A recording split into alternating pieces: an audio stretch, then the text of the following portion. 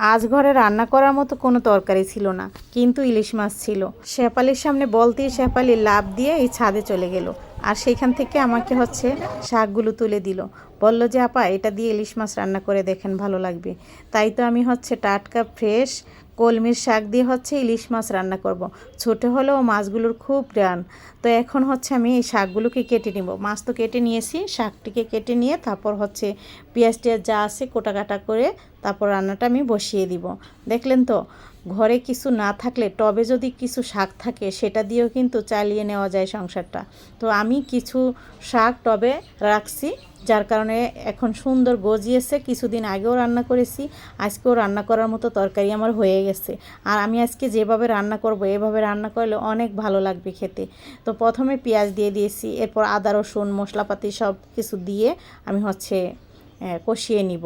তো দেখুন, এখন দিয়ে দিলাম হলুদ মরিচ দেওয়ার পর কষিয়ে নিয়েছি আলাদা করে। তারপর আবার টমেটো দিলাম। এখন টমেটো দিয়ে আবার ঢেকে বেশ কিছু সময় নিয়ে ভালো মতো কষিয়ে নিয়ে টমেটোকে গলিয়ে নিয়ে এখন আমি এই মাছগুলো দিয়ে দিচ্ছি। তো মাছগুলো কিন্তু কাঁচাই ভাজতে হবে না, চাইলে ভাজতে পারেন। ভাজাটাই এক স্বাদ আর এইভাবে রান্নাটাই আরেক স্বাদ। তারপর শাকগুলো দিয়ে দিয়েছি।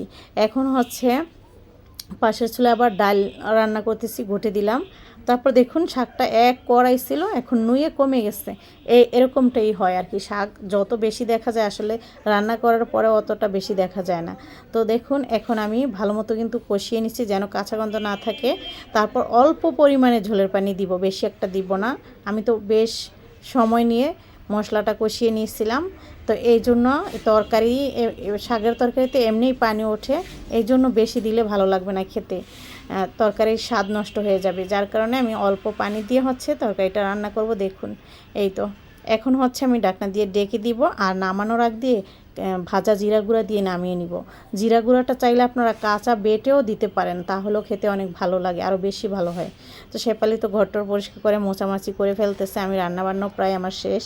তো এইভাবে করে আমি, ঘরে কিছুই ছিল না তবুও রান্না করে আপনাদের সাথে দেখালাম যে কিছু না থাকলেও আপনারা যদি একটা টবে পানিতেও যদি গাছ লাগায় রাখেন না, কলমির গাছ, তাও হবে, কোনো মাটি লাগবে না। বারান্দায় রেখে দিবেন, দেখবেন ঠেকা কাজগুলো এইভাবেই চালিয়ে নিতে পারবেন। দেখুন কত সুন্দর হয়েছে রান্নাটা। তারপর আমি এখানে রসুন পেঁয়াজ দিয়ে ডালটাকে বাগার দিব, লাল লাল করে নিয়েছি। এখন বাগারটাও দিয়ে দিলাম, সাথে আলু ভেজে নিব। ছেলে ইলিশ মাছের তরকারি নাও খেতে পারে, যার জন্য আলু আর ডাল রান্না করলাম, ও এগুলো দিয়ে খাবে। খাওয়া দাওয়া শেষ করে একটু মেলায় ঘুরে আসলাম। তো এটা আমরা যে বাসায় থাকি এর নিচেই এই মেলাটা বসে।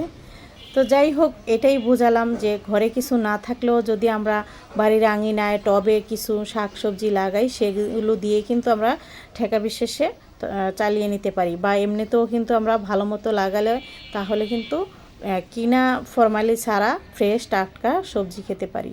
তো যাই হোক, কষ্ট করে লাগালে কিন্তু মিষ্টি পাওয়া যায়, এটাই বিষয়টা।